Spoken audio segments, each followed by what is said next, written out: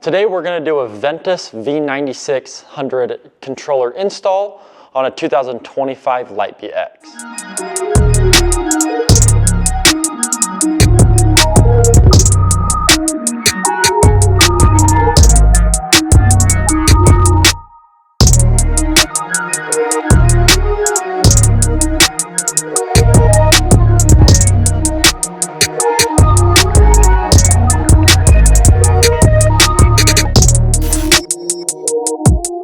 Contents that come in the Ventus controller. We're going to start with what comes in the box.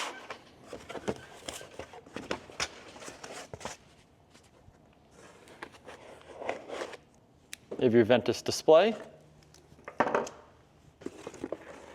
Ventus controller, the wiring harness. Here's your hand controls. Thumb throttle regen. Here's our display bracket, protective cover for the display, a left-hand grip, and the Ventus throttle. So today we're going to do a Light Bee install. So each controller comes with a harness kit specific to the bike that we're installing. So what's included in the Light Bee kit? So you have a general encoder and a Hall. Every controller includes both an encoder and a Hall, so whether you have your stock motor or upgrade motor, you have both parts ready. A Light Bee adapter, a horn driver, and the installation bolts. So, as the start of the video, we're gonna get rid of all the old stuff. We're gonna get rid of the old controller, the old throttle, the old screen, and we're just gonna jump right into this.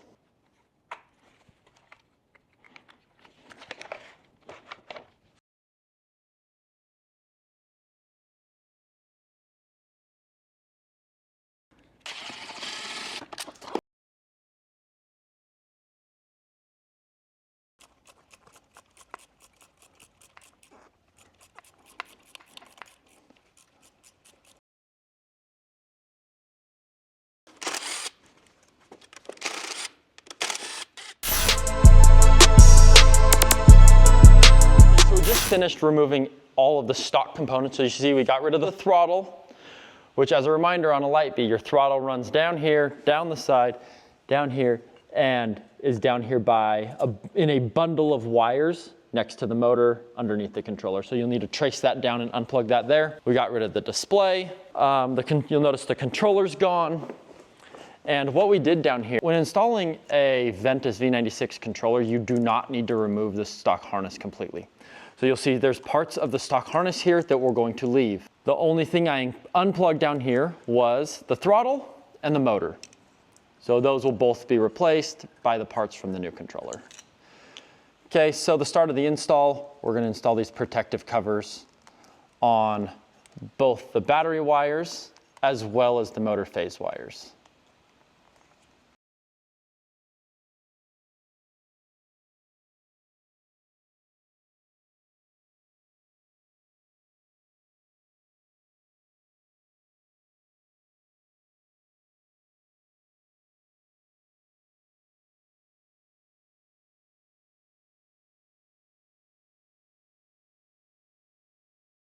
So because we're installing this on a stock Surron Light Bee motor, we're going to be using the general Hall adapter, and then we're going to use a little dielectric grease that just helps with waterproofing, doesn't need much.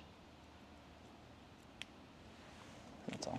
So this is a critical piece of the install to make sure you get positive red on B positive, the negative on B negative.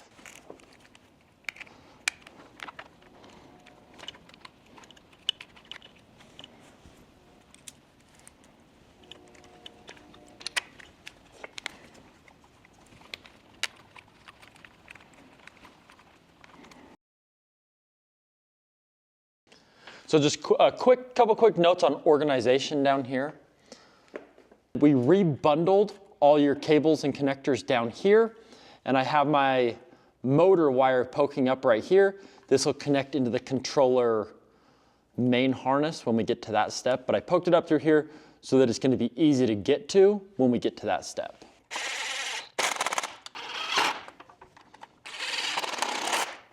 Okay, so we're just picking up here. We got our phase wires connected. So make sure your phase wires are tight. Make sure the protective covers are over the phase wires. Next, we're gonna jump to the 2 motor, the one that we held up right back here. We're gonna connect those again, put a little dielectric grease on here and connect those together.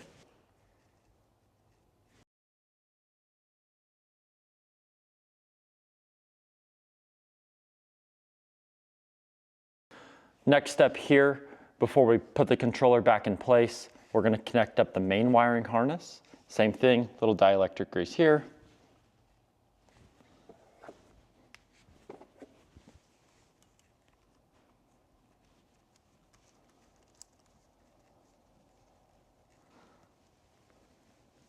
And the rest of these cords are for the display, the horn, the hand controls.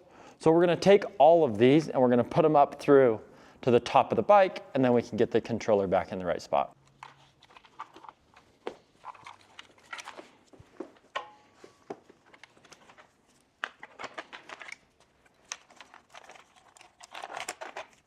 And then we'll properly route this up through here.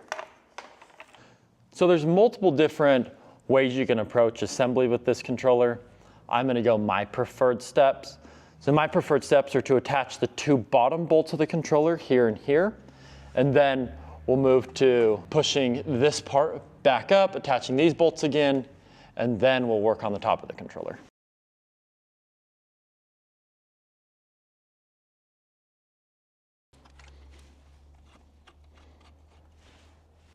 Next step here, with the Ventus install, you do not remove the old harness. So you're gonna have some unused plugs. You're gonna find the one that matches up to your Light Bee adapter, connect that. And then we're gonna plug this into our main harness now, once again, using some dielectric grease there. So right here, to bike adapter, bike adapter.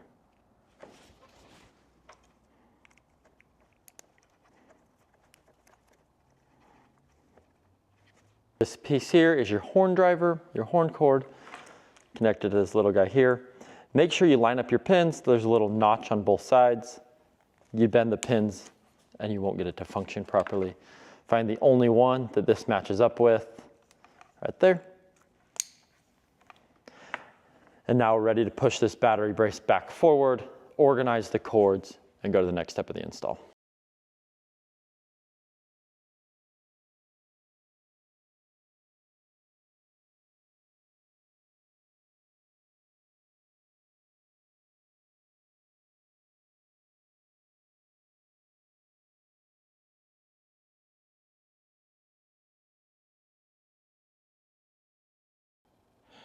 Okay, now we've got the front battery brace on, we've got the controller on. As you probably can tell from doing this yourself or watching the video, there's a lot of cords to fit in a small space. One thing that can help is just removing the battery cover. But what we did is we just pulled all these extra cords up through to give us some room to connect everything down here, to both pull the controller backwards and the battery base forward. And now we're gonna put, you got room back in here. So we're gonna push all these extra cords back down into here while still allowing enough room for the ignition and your USB. So as you can see, we opted to take the battery lid cover off. It just made fitting the ignition back on a little bit easier in terms of cable management. So took the battery lid off, slid all the extra cables up in, make sure all of your cords are coming up here through the top of the ignition. None of them are pinched. That is a major problem if you pinch there. We drop the battery in. We're gonna throw the battery lid cover back on, and then we'll start working on the bars. So we've got the battery lid cover back on. Now we're gonna jump onto the handlebars. So first thing we're gonna do is we have this cable that's to dashboard. So this is what's gonna run to the display. So first we're gonna mount the display bracket on. And there's a few different ways you can mount this based on how you want your display to sit. Do you like it to sit more in the center of the handlebars, or do you like to sit up so you can see it a little easier? We're gonna mount this one closer to the center of the handlebars. So here's the display mount. Each controller or Ventus bike only comes with one display mount. That's all that's needed to securely hold it. But this allows you to mount it on either side We're just gonna go with this side. So we're gonna get that locked in. So when mounting the display, you're gonna notice we have two different screws. The shorter one is for the display bracket. The longer one is to mount the display to the bracket. So we're gonna start with the smaller one to mount the display bracket on. Next thing we're gonna do, we have our display here. We have our display mounting bracket here. We're gonna mount it on both spots.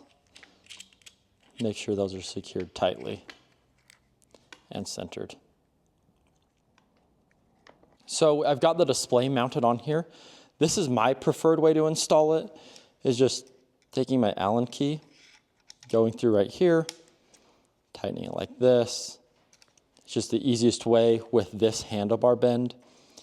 Different bends or different ways to mount the display. If you mount it up here more, it's a little easier to get to, but where we want it right, centered on the bars, this is the easiest way to do it.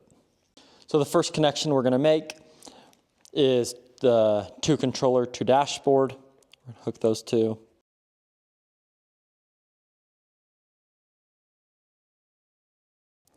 One unique thing I wanna mention about the controller is you'll see a lot of connections here.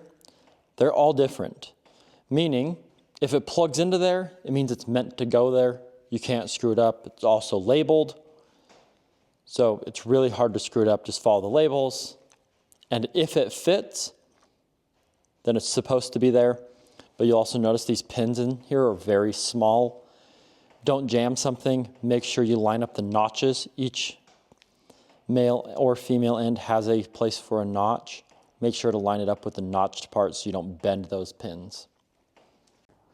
So next thing we're gonna do, we're gonna throw the left-sided grip on so we can line up our Regen and our hand controls over here.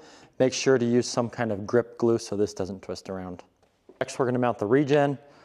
The Regen throttle is meant to go closest to the grip, so we'll mount that. You'll see your torque specs on there. 2 Newton meters on this. So make sure that's comfortable where you like it, and we'll torque that to spec.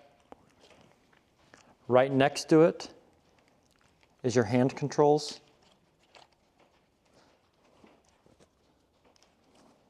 That'll fit good right there. So we finished mounting these left hand controls. Once again, you have your throttle and hand controls. Later on in this video and in a subsequent video, we'll go over what all of these do. Now we're gonna mount the throttle. We get a lot of questions about this. This is a future button, currently not enabled, but will be enabled in the future. Throttle alignment is a little bit up to the rider where you want the twist to start. We're just gonna put this at a neutral position. If the future purchaser of this wants to change it, they can do so. A recent change Ventus made to their controllers is adding these handlebar end caps. It's really nice because especially on this throttle side, if the bike tips over, you hit anything, it's gonna help protect that throttle tube. So we're gonna mount both of these. They do have to be pretty tight in order to fit and be securely in there. And just like we previously said, it's fairly difficult to screw up where the cords are supposed to be routed. But now we're gonna mount up the throttle. So throttle to labeled throttle, lining up the notches so we don't bend any of the pins. Now we're gonna move on to the left-hand side, connect those pieces in. So this one is the hand controls. It has more pins. Line up the notches on there. Last one is the thumb Regen. And now, next thing we're gonna do, we're gonna clean up these cords so they don't get caught on things, and we'll hide them and securely mount them behind the headlight.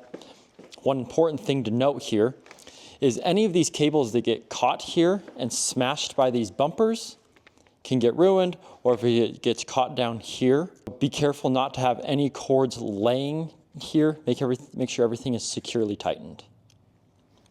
So after we've secured the cables right here near the handlebars, I like to bring them in and secure them. Make sure you're not bending them, crushing them, but I like to secure them as a bundle behind here so that everything's secure and they're not gonna slide on either side of this header tube. So we've completely finished the controller install. We have the display on, our hand controls, the controller, the bike's all back together. Now we're going to move into the setup, which is going to be part 2 of this video. So there's 2 parts to the setup. There's the setup of the display and the setup of the mobile app.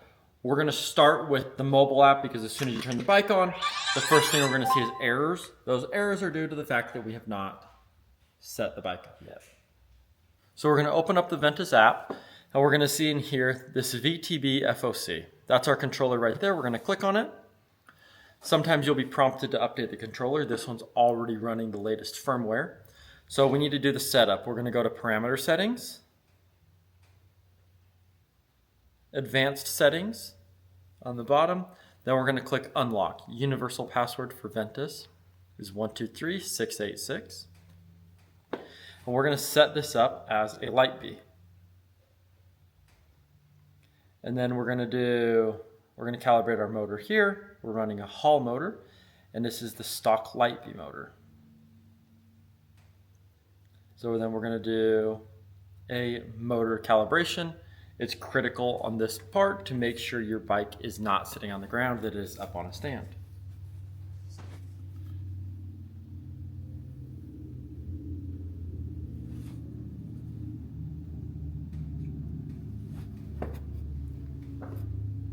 And then when calibrating your motor, you only have to do one of the 2 calibrations, either forward learn, or self-learn. So when you install the controller, your phase wires, the order that you put those in will determine if the wheel is going to spin forward or backwards, and forward learn or self-learn. We're going to start with self-learn and see if the motor spins in the correct direction going forward.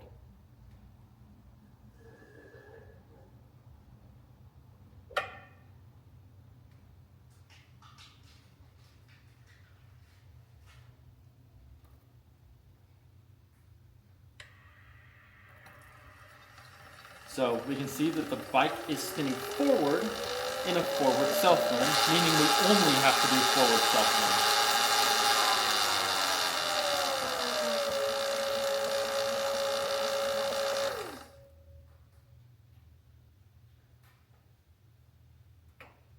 So our forward calibration was successful, meaning we are done with motor calibration. Then we're going to go through the throttle calibration.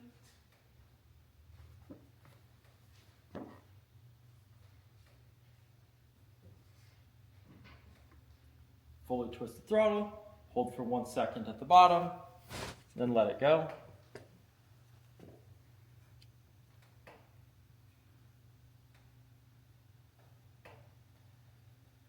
The last thing we need to do is our Regen brake calibration. It's the exact same as the throttle calibration. You click start,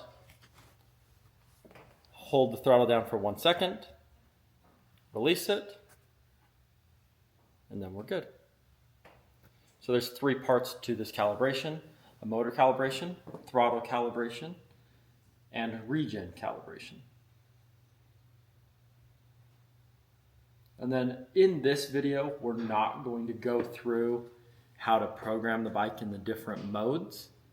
That will be a subsequent video. But now the bike is fully set up in the app.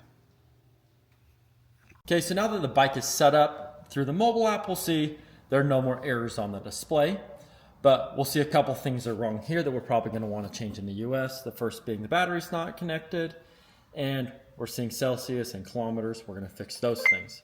Hit OK. We're going to go down to metric and British. First thing we're going to do, change that to British. Hold OK. This takes us back to the main menu to now where we're going to see Fahrenheit and miles per hour. Next thing we're going to do is work on the battery. We click OK, and we're going to scroll down to bind battery. So inside of Ventus, there's 2 different ways that we can bind the battery to the display. There's Bluetooth bind, which connects the Bluetooth BMS of the battery to the display, where you're going to get all the voltage from the cells, you're going to get battery temperature, you're going to get all of those things that come with a Bluetooth bind. Voltage estimation is like a traditional e-moto where we're just going to get the basic information of the battery onto the display.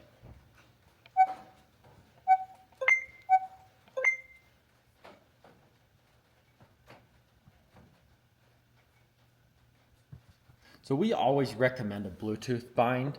You get more information, and just remember that Bluetooth is not instant. So that's why we're not seeing a battery reading yet.